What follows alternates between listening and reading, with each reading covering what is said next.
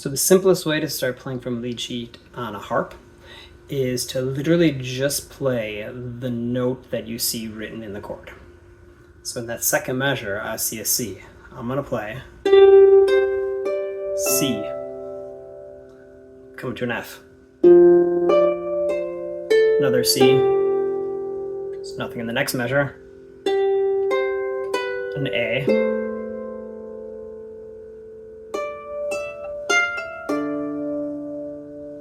G, E, F, C, F. Let's call it a C. G, F, C. And even that is beautiful. It literally took me months just to be able to do the melody.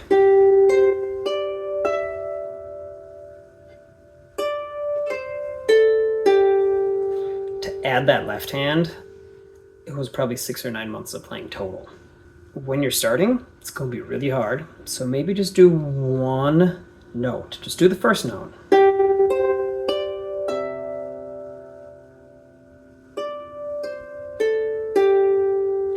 See if you can do the first note. Maybe add on the last note. See if you can do the first and the last note. Slowly you'll start getting more and more of those notes as you go. The next thing you'll want to note is that some of those measures that don't have chords written, it just continues with the chord that was previously indicated. Don't do anything at the start because there's no chord. Here's my C, here's my F, there's my C. Now the next measure doesn't have a note for the chord, it's just another C. There's my A, nothing, it's another A. So on and so forth. Once you get a note in each measure, at least one, you'll be ready to start making chords. So the most basic chord on a harp is just 3 strings. That is real easy. If I'm playing a C, what you're going to want to do, start with your C, and then you'll skip a string. So don't do the D, that's the second string. Do the E, that's the third string. And if you've heard of thirds before, those are a third apart. So we've got 1, not 2, but 3. Skip the 4th, F, but do the 5th, that's G. So this kind of every other, C, E, G. That's a chord. And you'll want to kind of train your hand on that shape because it happens all over the place. And we can do it anywhere on the harp. G is another real common one if you're in the key of C. So you start at a G, that's your first string. Don't do an A, that's the second. Do the third, and so those are a third apart. G and B. Don't do the C, that's the 4th, but do the 5th. So we're on a D, so it'd be G, B, D. It's really just every other again. It's like our C chord, just moved up. That same, every other. And you can do that anywhere on the harp, pretty much. So here's my C. Here's a D minor. I said minor, I'll talk about that in a second. Here's an E minor. Every other on an F. G. A, that's an A minor. B. B doesn't sound great. Now, I'm not a music theorist, so I don't know why. But if you know why, put a comment down below. Tell me. I'm sure there's something, I'll read it. Might make sense. But you can go all the way up, skipping the B, unless you want to hear it.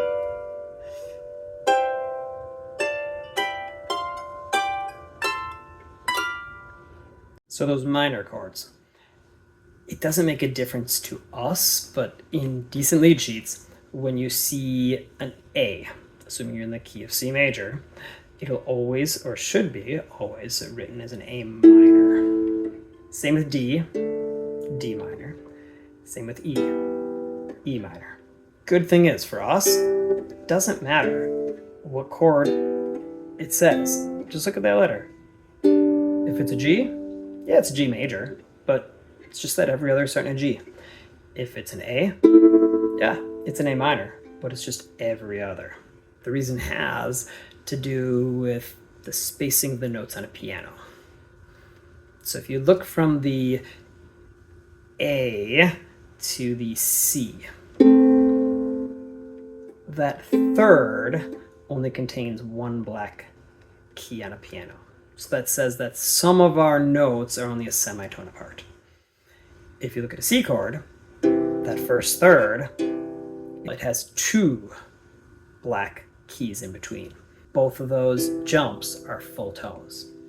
And there's more to it than that, but that's kind of my quick and dirty. Once you get the standard 3-string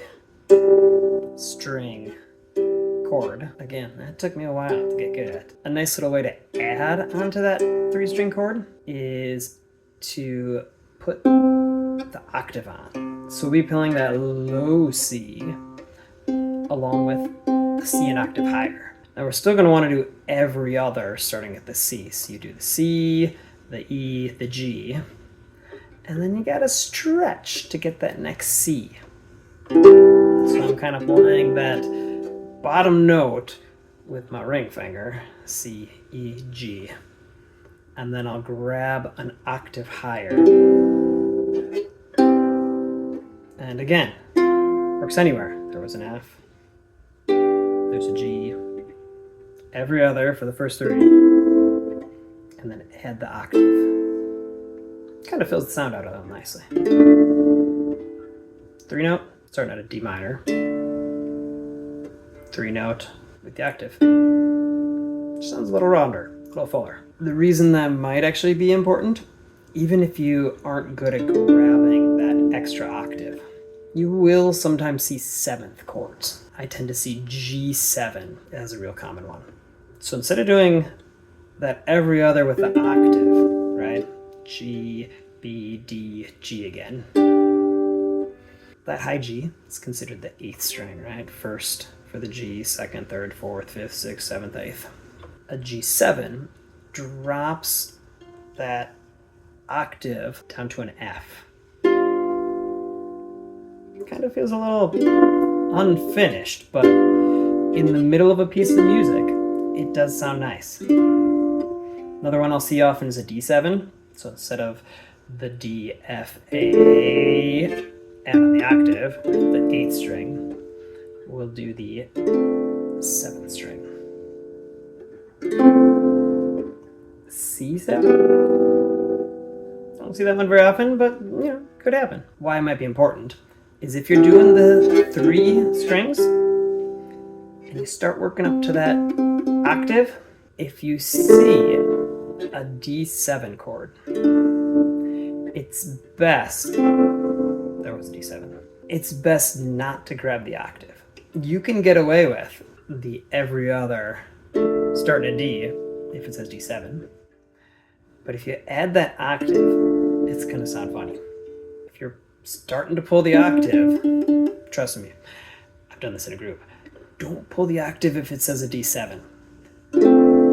Either grab that 7th, so on a D, grab the C, or just avoid it altogether and play your standard 3. I used to kind of set up with the octave, and if I saw a 7th, just don't leave that finger hanging. Get away with it. You'll see some interesting ones occasionally. I've got some classical music pieces that I've managed to put into the key of C, easy enough to fit on the lead sheet. The Blue Danube by Johann Strauss II has some fun ones. There's a standard C. Every other I pull the octave. There's a G7. Do the F instead of the octave. Then I got a G9. So if you're pulling for that octave, that'd be the 8. If you've been paying attention, I bet you know what's going to happen. You go one further. take your G and move it up to an A. There's a G9 chord instead of just the standard G. I got a C6 in there. So instead of your normal full octave, instead of the 7th, where you drop it down 1, right, you'd be at a D instead of the octave. I'm dropping to the A. That's kind of fun. I got an A minor 6th, right? So your normal A chord, it's an A minor. A minor 7th, you drop it down 1, so A minor 6th. F6, you know, normal F with the octave. F7 down 1, F6 down 2. Now those are pretty uncommon, so I wouldn't worry too much about that, but we're talking 7th chords, we might as well talk about the 9th and 6th, right? Now all this great chord knowledge, and sometimes it just fails, you know, especially on a harp this size. This has got 25 strings or thereabouts. If I'm playing a song, here's Skye Boat Song, it starts on a D. So that's this guy right here. The D, that's in a G chord. That measure that goes with it, I don't have much room, so I might be able to kind of play it like that, do the first 2, but I find that awkward, so sometimes I just go back to the old single note. There's an E. Finally I can do a full chord here on the C.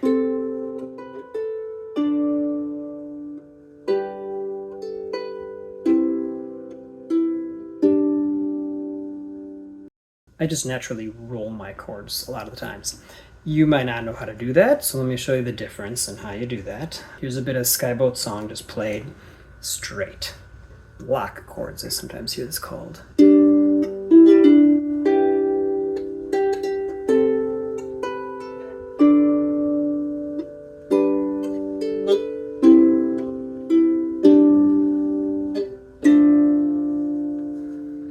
If I compare that to kind of a rolled chord.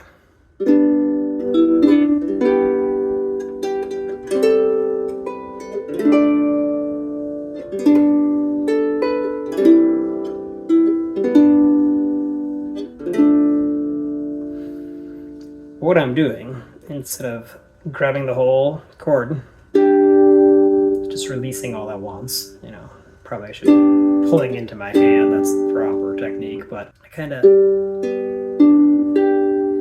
slowly work my way up the chord. You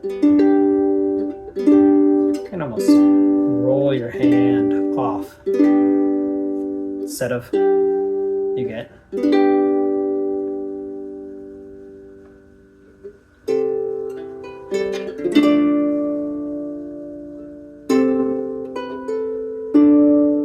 The difference?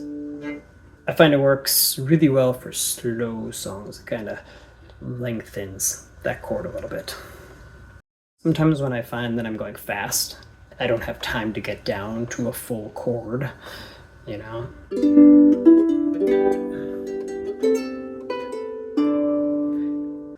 I did it on that D. You know, I did that. I didn't grab that D quite enough, so instead of risking getting a bad sound, I just pulled the octaves, you know, the low D and the high D. It sounded good.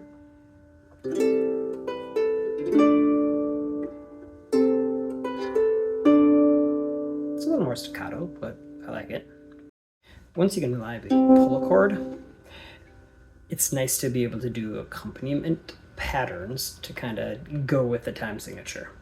The water and wide is in 4/4, well, after the little pickup. And instead of just pulling a chord and then waiting 3 measures because it's a whole note, is an especially good time to kind of break that chord up.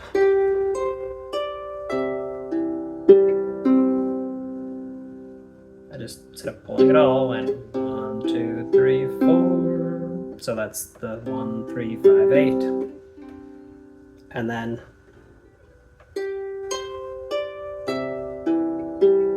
switch to the F.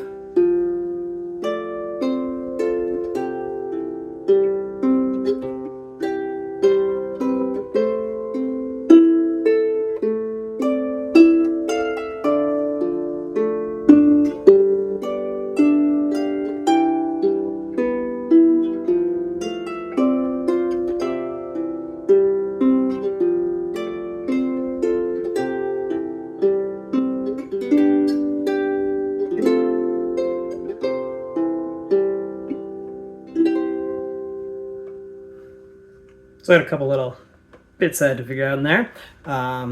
Second to last measure. There's a G, but I can't go all four because halfway through there's an F. So you could do something like that, but I just pulled the G and then the F. When I got to that final measure, carried one more to kind of come back around to those three that were at the start. That pick up measure. Music often does that, folk music at least. So after doing my 4, I jumped up an octave. It's a neat little trick. Same, playing in 3/4. Like I got Invernali Tempore. I can't do, because I don't have 4 beats in a measure. So I can do, so that's the 1, 3, and then pull the other 2 at the same time.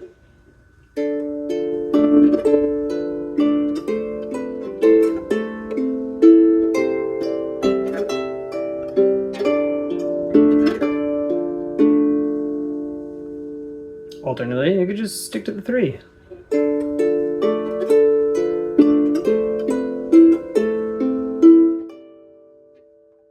In 2/4 time signature, playing the 1, 2, 3, 4, you know, the I should call it 1, 3, 5, 8. It's a little too much, like in Jolly Old St. Nicholas, which I find I'm doing around Christmas a lot.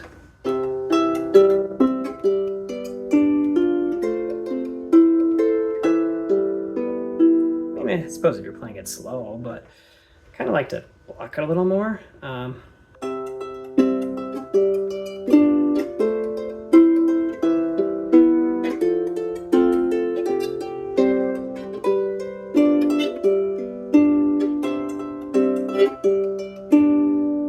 what I'm doing there is I pull 1 maybe, and I'll pull the rest.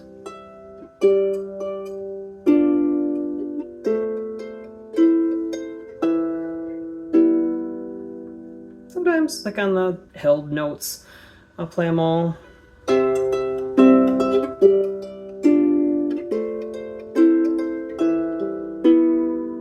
Because I get a little more sonic space to do that. Basically, with accompaniment patterns,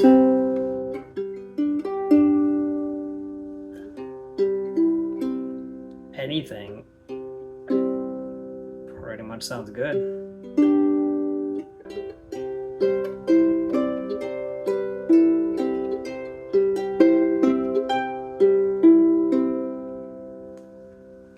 You don't know how many tries it took me to get that right. And if you want to start